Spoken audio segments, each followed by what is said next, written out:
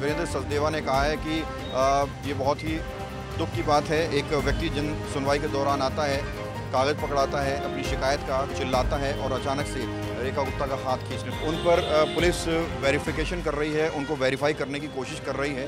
दिल्ली के मुख्यमंत्री पर हमला होना महिला सुरक्षा पर बड़े सवाल खड़े करता है। पहला हमला बीजेपी सरकार में मुख्यमंत्री रेखा गुप्ता पर हुआ है। क्या इसका मकसद था? इन सभी चीज़ों पर, इन सभी सवालों पर पुलिस काम कर रही है।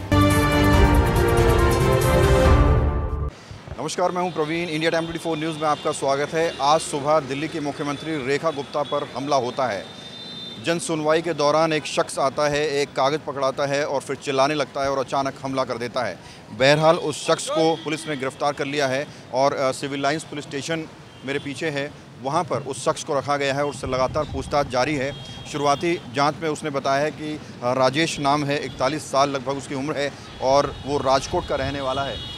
लेकिन इन तमाम जो तमाम जानकारियां हैं उन पर पुलिस वेरिफिकेशन कर रही है, उनको वेरीफाई करने की कोशिश कर रही है। लेकिन दिल्ली की मुख्यमंत्री पर हमला होना एक बहुत बड़ी खबर है और तमाम जो कैमरामैन उधर दिखाए और आपको बता दें कि तमाम जो राजनीतिक गलियारों के नेता हैं उनमें लगातार चर्चाएं जारी हैं। अपने अपने बयान लोग दे रहे हैं, पक्ष और विपक्ष दोनों के बयान सामने आ रहे हैं। कांग्रेस के दिल्ली प्रदेश अध्यक्ष का भी बयान आया है। उन्होंने कहा है कि जो पूरा हमला हुआ है महिलाओं की सुरक्षा पर एक बड़ा सवाल खड़ा करता है। और भी यहाँ मीडिया कर्मी हैं और यहाँ पर देखिए पूरा तांता लगा हुआ है और कुछ ही देर बाद हो सकता है कि उस शख्स को बाहर लाया जाए और उसके बाद कोर्ट में पेश किया जाए। और बहरहाल ये जो पूरा हमला हुआ है मुख्यमंत्री पर, इसने पूरी सियासत को हिला कर रख दिया है, क्योंकि पार्टी के और विपक्ष के तमाम नेता अपनी प्रतिक्रियाएं दे रहे हैं और जो बीजेपी के तमाम नेता हैं वो लगातार कह रहे हैं कि ये बहुत ही दुर्भाग्यपूर्ण है और कांग्रेस के नेता भी इस पर बयानबाजी कर रहे हैं। बीजेपी नेता रामवीर बिधूड़ी ने इस पर दुख जाहिर किया है। दिल्ली प्रदेश अध्यक्ष वीरेंद्र सचदेवा ने कहा है कि उनको थप्पड़ तो नहीं मारा गया लेकिन उनके साथ हाथापाई ज़रूर हुई है। उन्होंने कहा कि एक शख्स आता है, एक पेपर उन्हें दिखाता है, फिर वो चिल्लाता है और उसके बाद रेखा गुप्ता का हाथ पकड़कर खींचने लगता है। तो इस तरह के अलग अलग दावे किए जा रहे हैं। हालांकि अभी तक ऐसी कोई वीडियो साझा नहीं की है किसी भी सोशल मीडिया प्लेटफॉर्म पर या टीवी चैनल पर कि जिसमें हमला होते हुए दिख रहा हो। बहरहाल आपको बता दें कि जिस व्यक्ति ने हमला किया वो यहाँ पर सिविल लाइंस पुलिस स्टेशन के अंदर मौजूद है। जो भी उसने डिटेल अपनी बताई है, पुलिस लगातार उसको वेरीफाई करने की कोशिश कर रही है।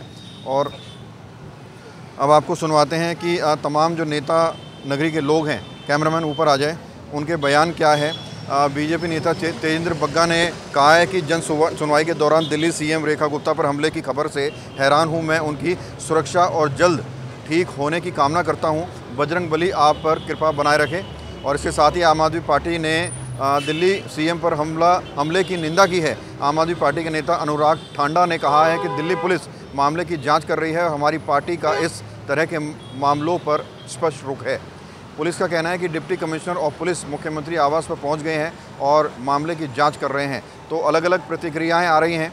आपको बता दें कि और लगातार आरोपी से पूछताछ की जा रही है। उसने जो शुरुआती जांच में अपनी डिटेल बताई है, नाम राजेंद्र बताया है, उम्र 35 से 41 साल के बीच में कुछ बताई है और साथ ही आपको बता दें कि राजकोट का रहने वाला है। तो तमाम जो जानकारियां दी गई हैं उनको वेरीफाई करने की कोशिश की जा रही है। सवाल यही है कि दिल्ली के मुख्यमंत्री पर जो हमला हुआ है, क्या कुछ उसकी साजिश थी? कौन व्यक्ति था? कहाँ से आया था?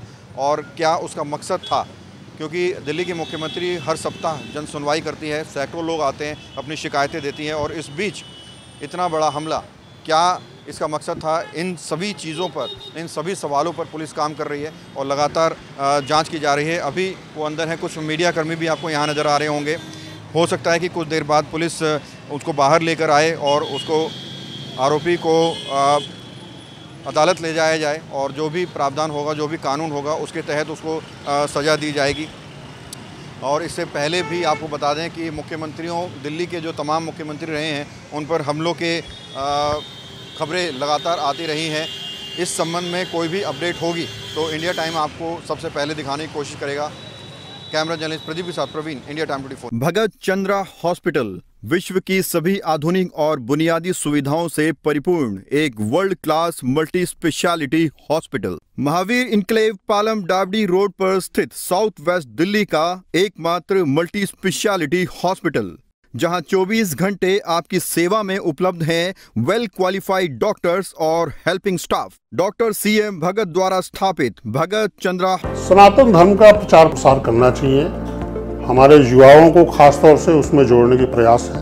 हम हर संभव प्रयास करते हैं कि कहीं न कहीं कार्यक्रम चले, जैसे भागवत कथा या जिस तरह की भी अपना जो सनातन को बढ़ावा दे, उसमें उन लोगों को बढ़ चढ़ कर हिस्सा लेना चाहिए।